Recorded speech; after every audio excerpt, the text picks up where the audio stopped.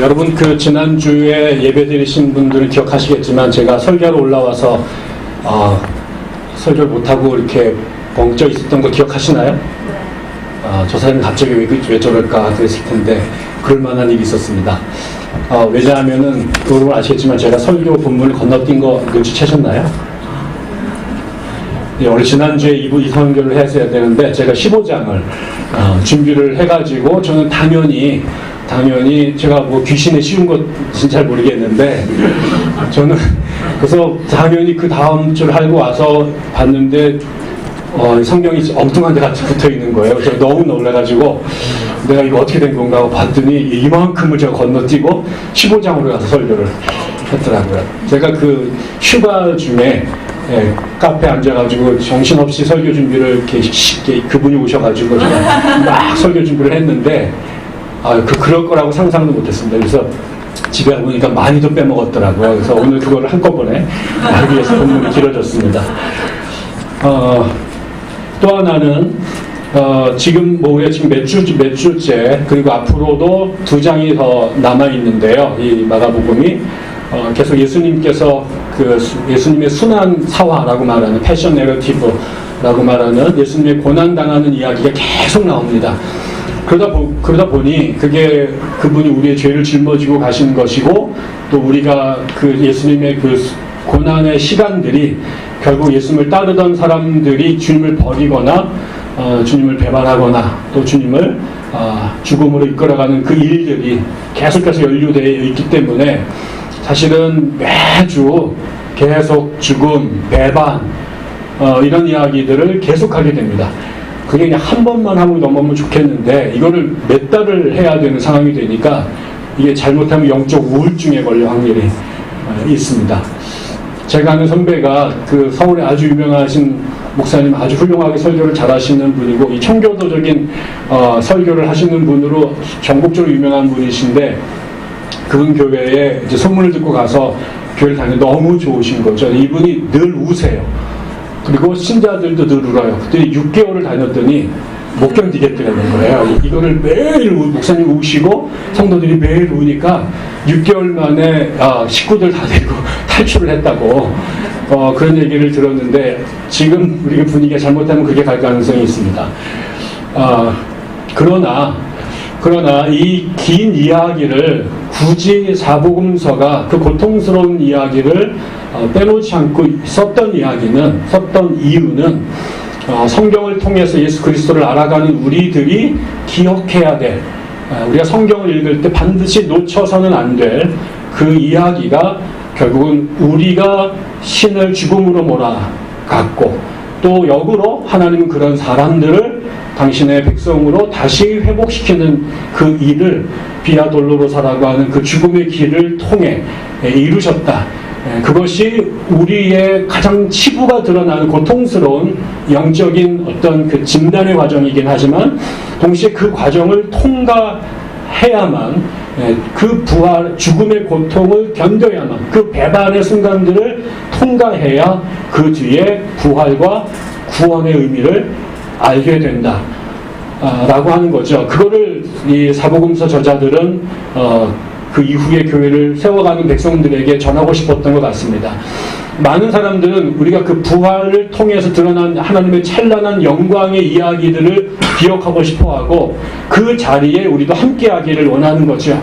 네, 중세의 그 고딕 양식으로 지어진 너무나 멋있는 성당마다 예수님이 그 천상의 보좌에 계시고 천사들이 그를 호위하고 있는 그리고 교황들이 입었던 그 찬란한 성복을 입고 있는 그 자리를 보면서 야 우리 예수님이 저렇게 위대하신 분이야. 우리가 제국의 종교야. 전 세계 가장 강력한 종교야. 그분의 대빵이 우리 예수님이야. 나는 거기에 속해 있어. 이런 걸 보면서 우리 그 장면만이 기독교의 전부인 것처럼 그리고 그 은혜와 축복과 영광의 내가 일부분인 것처럼 그런 생각을 하기가 굉장히 쉽지요. 분명히 그게 있습니다. 그것 거짓 아닙니다. 그런데 그 사건이 의미를 가지려면 그 보좌에 계신 그분의 그 자리가 의미가 있으려면, 그리고 그분께 참여하는 우리들의 이 자리, 이 실존이 가치와 힘을 가지려면 반드시 전제되어야 될 또 다른 스토리가 있는 겁니다. 그건 지금 우리가 겪어가는, 오늘 예수님이 경험하시는 그 누구도 경험하고 싶어 하지 않는, 그 누구도 기억하고 싶지 않은 삶 자체에 가장 강력한 트라우마를 심어줄 수 있는 그 고통의 시간을 함께 기억해야 되는 거죠. 저는 그런 의미에서 카톨릭의 그 십자가가 개신교 십자가와 좀 다르지 않습니까? 개신교 십자가는 그냥 우리는 십자가 자체가 없어가지고 십자가의 의미가 그럴 수 있습니다만, 가톨릭의 십자가에는 처절하게 고통스럽게 죽어가시는 예수의 상이 거기에 달려있죠. 저는 그게 굉장히 중요하다고 생각합니다. 우리가 보는 십자가는 너무 멋있어요. 너무 멋있어요. 대형교회일수록 잘 만들어요. 근데 그 십자가는 관상용이 아닙니다. 저 십자가는 결코 보기에 그럴듯한 종교 미술의 대상이나 작품이 될 수가 없습니다.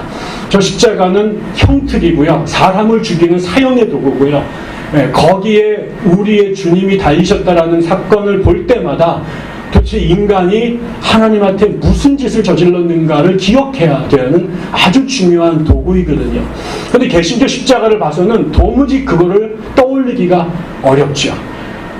제 대학 다닐 때 우리 대학부 가르치셨던 집사님이, 지금은 목사님이신데, 그분이 되게 재밌으신 김천 분이었는데, 그분이 늘 그러셨어요.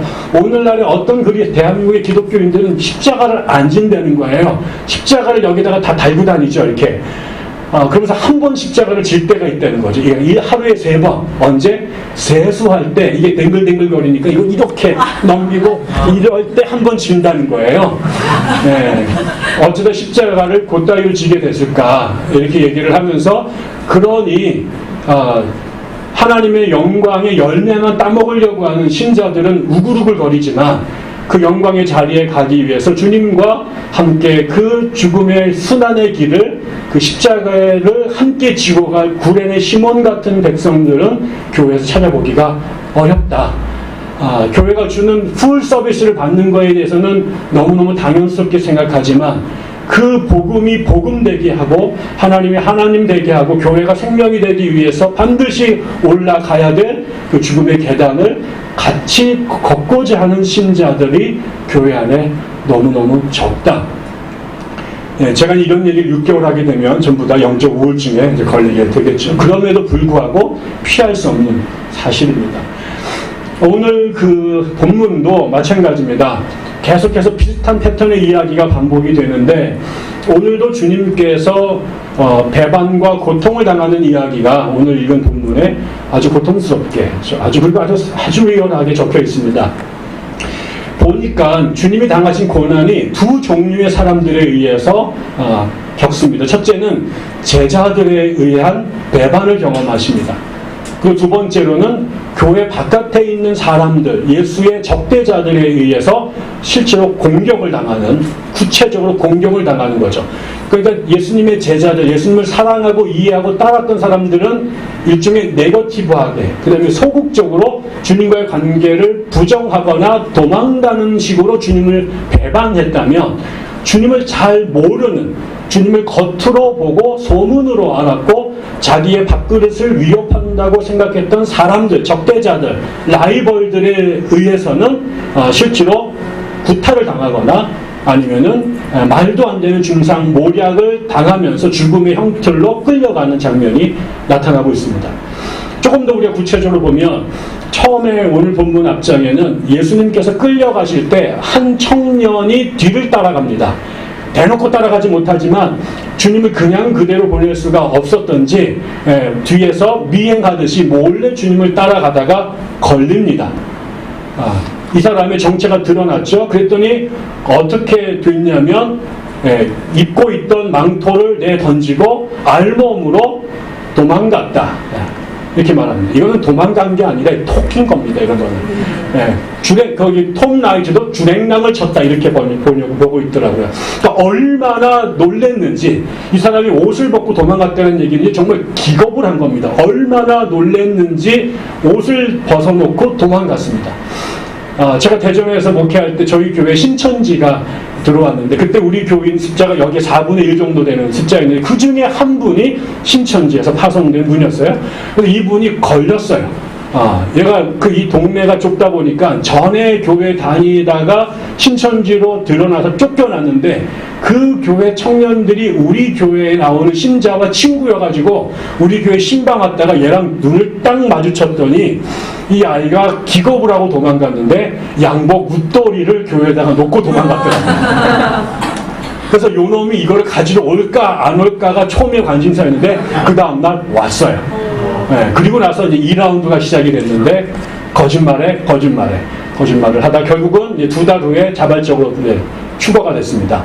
근데 그때 저는 그 현장에 없었는데 그 친구가 신천지라는 게 들고 난 그날 저에게 집사님이 청년 집사가 저한테 전화해서 뭐라고 말했냐면 목사님 그 친구가 신천지 이미 드러났는데 얘가 얼마나 놀랬던지 우아기를 벗어놓고 도망갔습니다. 이렇게 얘기하는 거죠.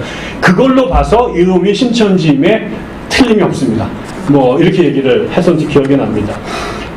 너무 놀랐습니다. 주님을 따르기로 했던 제자죠. 여기에 이름을 알 수가 없어요. 그래서 어떤 분들은 이 사람이 아마도 마가일지 모른다 라고 말하는데 톰 라이트도 주석에 보니까 알 수는 없지만 그게 그럴 수도 있겠다 라고 얘기를 하긴 하더라고요. 근데 아무튼 주님의 제자 중에 한 사람, 주님을 따르고 싶었던 사람, 그리고 얼마 전에 끝까지 목숨을 걸고 따르겠다고 호언장담했던 사람 중에 한 분이 주님의 뒤를 따랐습니다. 다른 사람들 안 따라오는데 따랐죠. 2명이 따릅니다. 이 이름 없는 청년과 베드로가 따릅니다.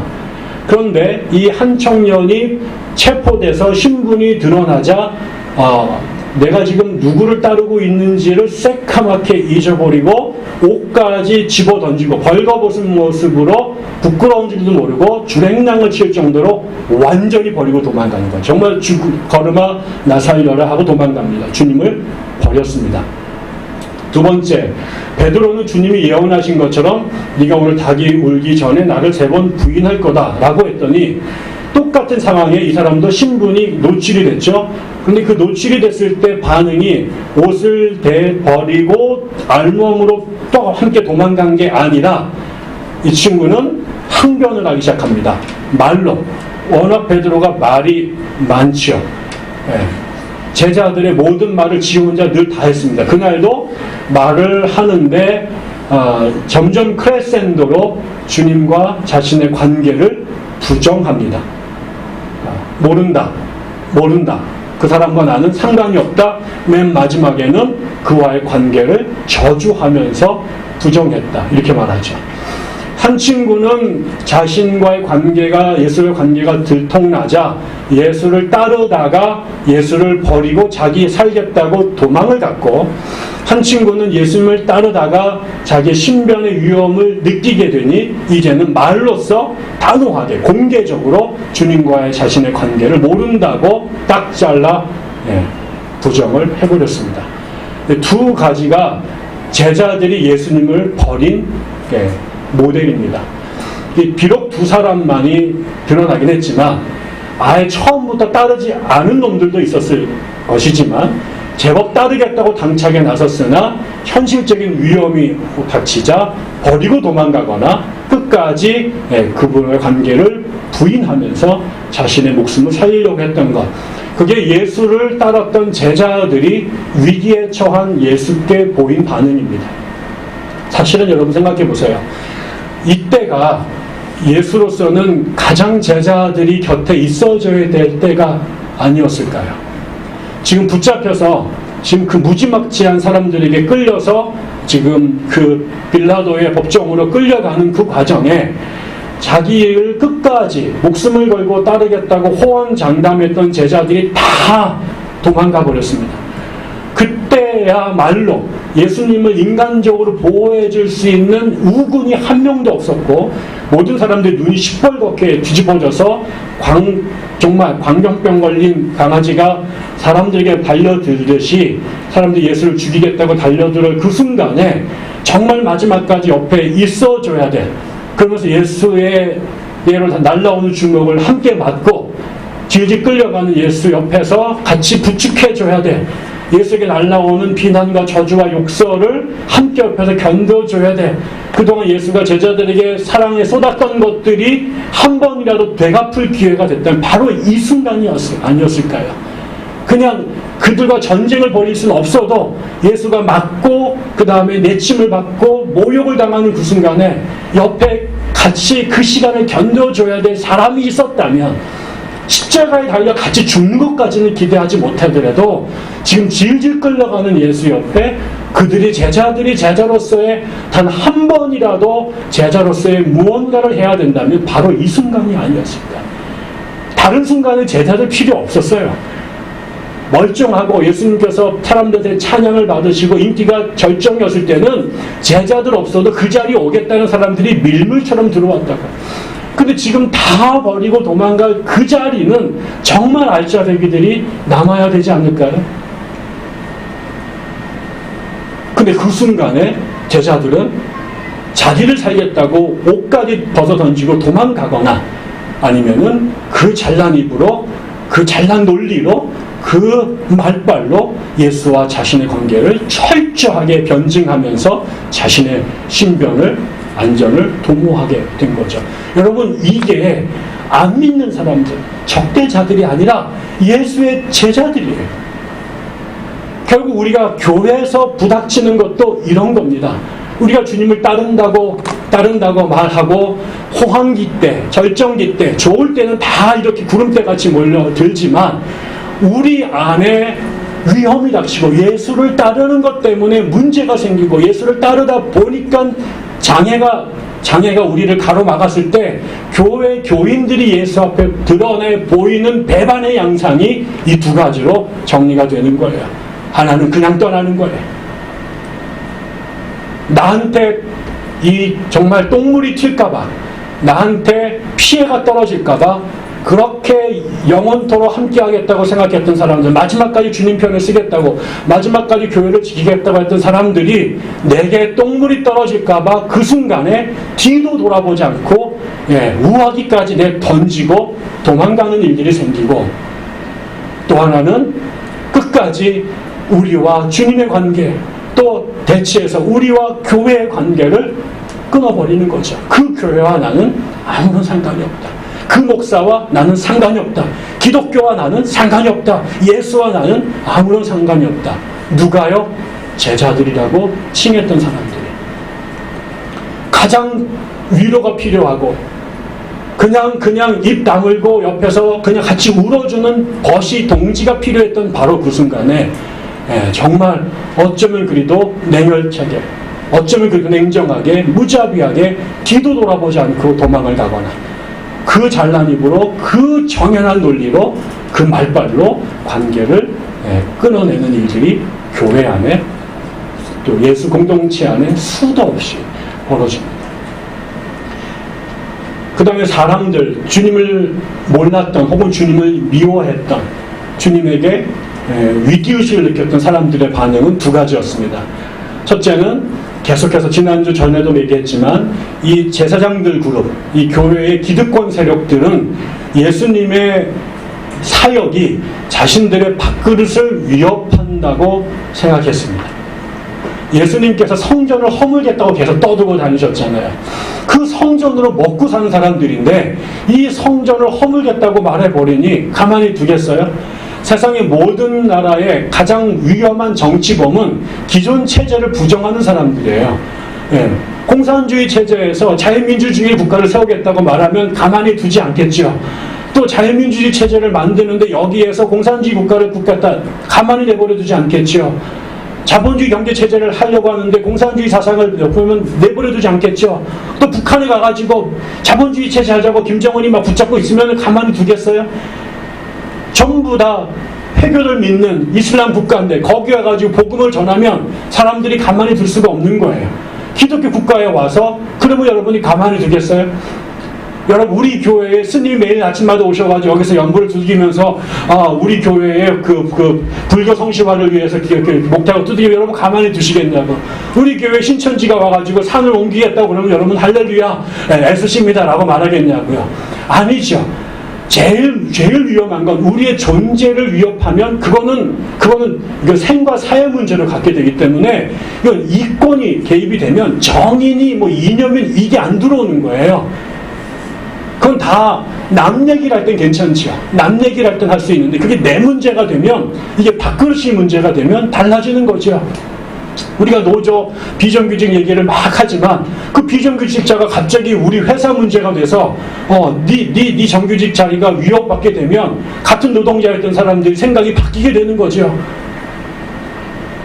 전부 다 이게 남의 이야기를 할 때는 정의와 공의 얘기를 객관적으로 할 수 있는데 그게 내 밥그릇을 건들게 되면 그때부터는 이게 이성이 마비가 되고 이게 정말 생존 본능이 작동하게 되면서 난장판이 돼버립니다. 그러니 예수가 하나님 나라를 전하는 것까지는 괜찮아요. 하나님 나라를 이 땅에 이룹시다. 그리고 이 성전을 통해서 이룹시다. 제사장을 통해 이룹시다. 그러면 좋아하죠. 근데 하나님께서 야 니들 영업 중단하네. 성전 때려 부신대. 니들 이제 다 굶었어. 니들 다 죽었어. 이런 얘기를 하면 할렐루야 이제 은퇴하게 되는데 이렇게 말하는 사람 아무도 없다고요. 네. 실제로 나중에 정말 주께서 예루살렘 성전을 치셨잖아요. 그리고 그 나라가 예루살렘이라고 하는 성전 자체가 없어지게 되고 아나톨리아 카피톨리나라고 하는 로마의 시가 되고 유대인들이 못 사게끔 만들어버려요. 그러니까 성전이 허물어지고 유대 전쟁은 없어지니까 뭐가 없어졌냐? 유대 성전이 없어지니까 제사장들이 없어졌어요. 그래서 그 이유는 성경을 회당에서 가르치는 랍비 시대로 유대교가 바뀌어버리게 됩니다. 그러니까 그 예수가 나와서 지금 그 영업을 하고 있는 제사장 그룹들을 쫓아내겠다, 성전을 허물겠다 그러니 이 사람들은 이걸 하나님의 공의에 대한 선언으로 보지 않고 내 밥그릇을 위협하는 것으로 보게 되죠. 그래서 타협한 게 아니라 예수의 입을 막아버립니다. 예수가 진리를 말하느냐 중요하지 않아요. 이게 내 밥그릇에 도움이 되느냐, 내 영업을 방해하느냐의 문제가 되는 거죠. 그런데 예수가 진 죄가 없거든요. 그러니까 이 예수를 죽여야겠다는 목적이 성성이 되고 예수가 죄가 없으니 예수를 죽음으로 끌고 가기 위해서 뭘 하느냐? 조작을 하는 거죠. 여기에 나오는 뒤에 보면 사람들이 거짓 증인들을 세웠는데 자기들도 무슨 말을 하는지 모른대요. 그래서 서로 증인들의 주장이 상반되고 상충이 돼. 지들끼리도 구라라는 걸 자기네들이 알아. 근데 거짓말을 하지 않으면 예수를 죽일 수가 없으니 사람들이 온갖 방법을 동원해서 예수의 죽일 혐의를 조작해냅니다. 그걸 한 사람으로 안 되니까 아예 드라마 각본을 쓰는 거죠. 우리가 70년대 유신 시절에 긴급조치 시절에 안기부에서 간첩들을 조작해낼 때 그런 거죠. 생사람을 간첩으로 만들려니까 호적을 다 파고 그동안의 라이프 스토리를 다 소설을 써가지고 그래가지고 애들 만들지 어떻게 해요? 감옥에 들어와가지고 안기부가 한 22일 동안 맨날 때립니다. 종이 주고 진술서 써. 지금까지 어떻게 살아왔는지 정직하게 쓰죠. 이놈 새끼 때려줘. 다시 써.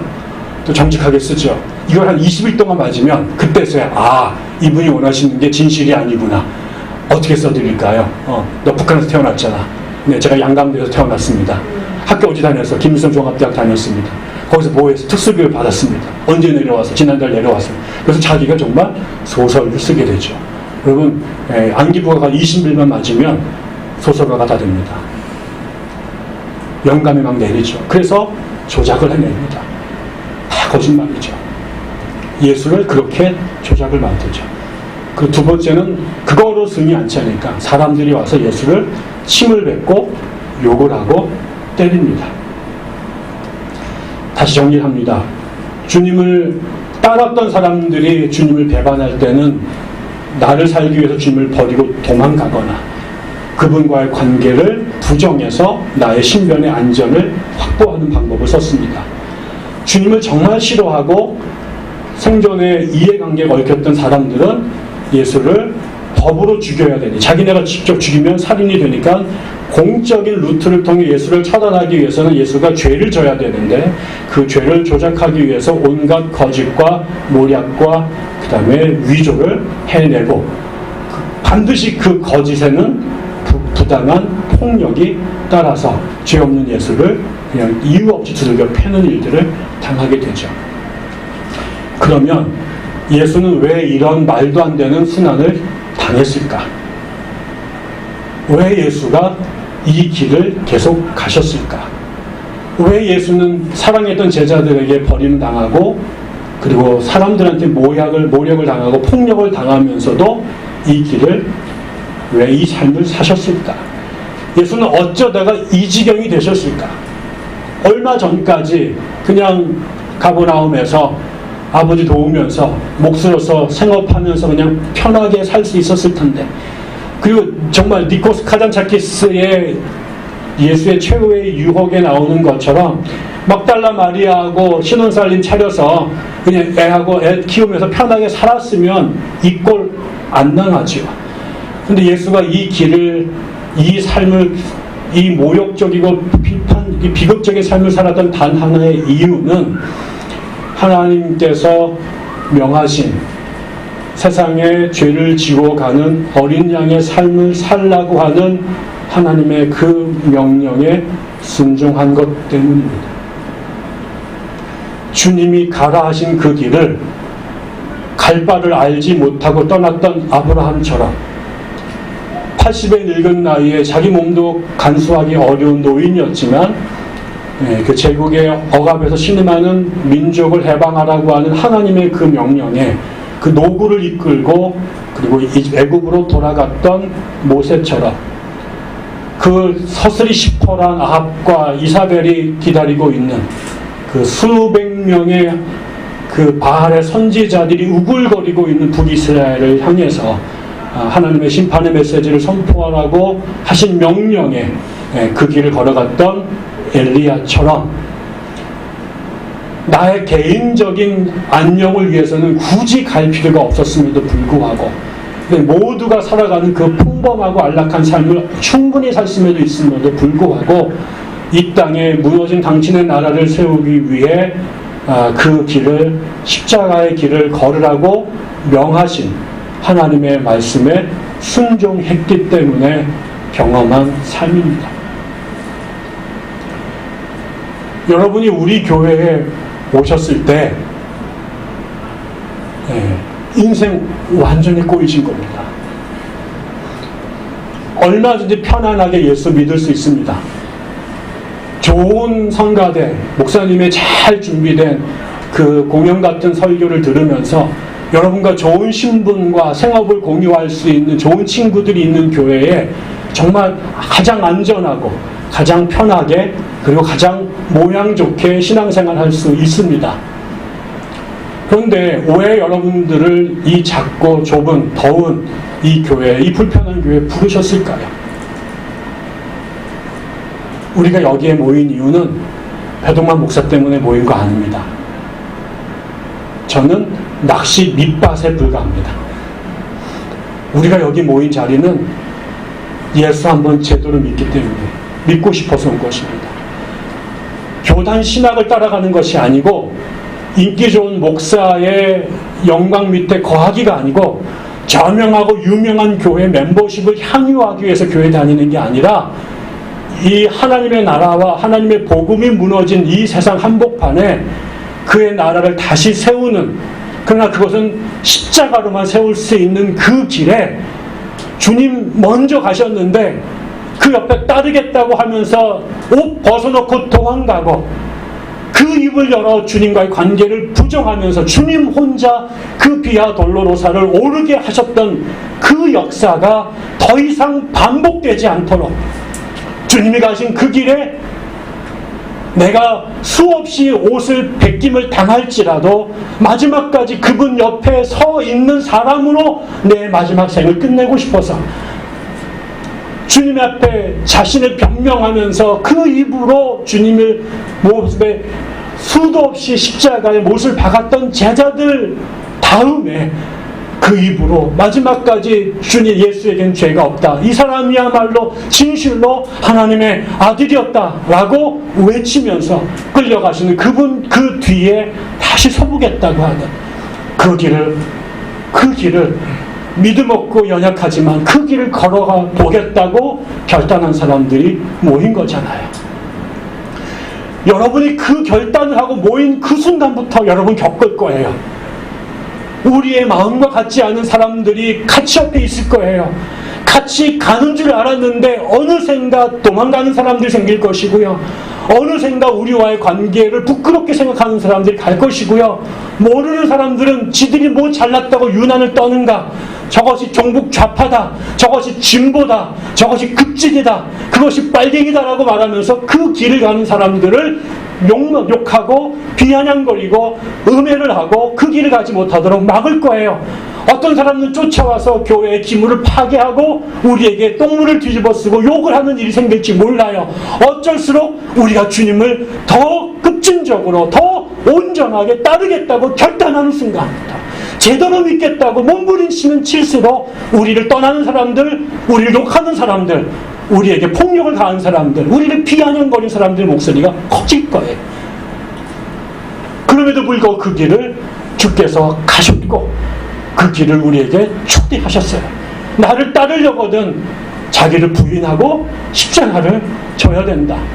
그 십자가는 폼 잡는 댕글댕글거리는 십자가를 목에 얹는 것이 아니라 끊임없이 오해와 끊임없이 비난과 끊임없이 이별과 끊임없이 우리를 향한 폭력을 견뎌내면서 가야 되는 거죠. 왜 그럴까요? 주님이 먼저 가신 그 길이기 때문에 그래요. 주님이 우리를 위해 가신 길이기 때문에 그래요. 그리고 주님이 우리를 부르신 길이기 때문에 그래요. 그리고 그 길을 걸어야 그 골고다 뒤에 주께서 다시 사망의 권세를 물리치고 일어나시는 부활의 영광을 볼 수가 있는 거예요. 그 자리를 간 사람만이 부활의 의미가 뭔지 알고 그 길에서 죽은 사람만이 살아난 주님이 하나님이심을 보게 되는 거예요. 그 길을 따르지 않는 자들에게 기독교는 관념의 대상이고 그 길을 따라보지 않은 사람들에게는 하나님의 역사적인 기록으로 머물 수 있겠지만 이 배반의 길, 폭력의 길, 외롭고 슬픈 그 길을 걸어간 사람들만이 지금도 살아서 이 세상 위에 다스리시고 이 무너진 세상을 살리시고 모두가 포기한 이 세상을 하나님의 나라로 다시 역전시키는 그 예수의, 그 성령의, 그리고 성부 하나님의 역사가 눈에 보이는 거예요. 저는 우리 교회가 그 길을 가고 싶어요. 우리 모두가 그 길을 가보고 싶어요. 비아 돌로로사를 걸어가야만 먼저 가신 그 주님을 볼 수가 있어요. 그 주님, 우리가 모두가 버리고 도망가는, 베드로가 로마를 버리고 도망가는 그 길에 그 로마 시위로 죽기 위해서 들어가셨던 예수 그리스도, 그분을 저희가 따랐으면 좋겠습니다. 끝까지. 그리고 함께 같이 하나님과 그 길을 가기를 소망하고 주께서 반드시 저희들과 함께 그 길을 먼저 걸어가 주실 것을 기대하고 믿습니다. 이 시간에 같이 한번 기도할까요? 우리가 함께 기도했으면 좋겠습니다. 하나님, 대개 우리의 모습을 드러내놓고 주님, 과연 저희가 또 다른 마가, 또 다른 베드로가 아닐까요? 하나님, 우리가 그렇게 신앙생활을 시작했다면, 아니 우리의 삶의 전반전이 그런 제자의 모습이었다면, 하나님 이제 다시 돌아와 마가복음을 쓰는 그 마가로, 그리고 베드로 전후서를 쓰는 십자가에 거꾸로 달려 죽는 베드로로 돌아올 수 있도록 도와달라고 기도하십시다. 우리 교회가 부활의 영광에 심취해 예배하는 자로 멈추지 아니하고 주님과 함께 골고다를 기꺼이 올라 주님 달리신 십자가 옆에 마지막 나의 십자가도 세우기 원하는 당신의 종들로, 제자들로 변하게 해달라고, 성령 하나님께서 우리 교회에 그렇게 역사해달라고, 저를 그렇게 좀 변화시켜달라고, 우리 우리 교회 변화가 나로부터 비롯될 수 있도록 해달라고 하나님께 우리를 내어드리는 기도를 함께 올렸으면 좋겠습니다. 같이 기도하십시다. 아버지 하나님, 오늘 아침에 같이 주의 말씀을 듣습니다. 하나님, 십자가에 달리기 위하여 제자들에게 버림을 당하고 그토록 사랑하고 고백했으나 그 주님을 말로 또 2번 죽였던 제자들에게 당하시고 당신에게 온갖 죄를 거짓으로 씌우며 주님을 죽음으로 몰아가는, 그리고 그 당신의 성체에 함부로 손을 댔던 사람들, 그것들까지 겪으시면서 마지막까지 당신을 부르신 하나님의 뜻에 순종했던 주님을 우리가 이 아침에 보았고 들었습니다. 하나님, 우리를 불쌍히 여겨주시고 여기 모인 우리들이 그 길을 걸어갈 수 있도록 도와주옵소서. 하나님, 마음은 원이로되 육신이 연약합니다. 마음은 원이로되 우리의 믿음이 연약합니다. 아무리 들어도 현실이 우리 앞에, 위협이 우리 앞에 나타나면 어느샌가 나는 도망가 있고 어느샌가 나는 변명하고 있고 어느샌가 주님으로부터 등 돌리고 있는 우리의 모습을, 저의 모습을 보오니 하나님, 이 아침에 우리를 불쌍히 여겨주시고 성령 하나님, 우리의 심령을 격동케 하셔서 우리가 다시 한번 주님께 돌아올 수 있도록 다시 한번 주님께서 주시는 그 십자가를 받아 칠 수 있도록, 주님 하신 그 고난의 길에 함께 동참할 수 있도록, 그래서 주께서 부활하셨을 때 그 부활이 우리에게 부끄러운 부활이 아니라 우리가 기다리고 소망했던 하나님의 영광이요 하나님의 축복임을 우리가 온 심령으로 온 존재로 경험할 수 있도록 하나님 인도해 주시옵소서. 복 주시옵소서. 예수님의 이름으로 감사하며 기도드립니다. 아멘.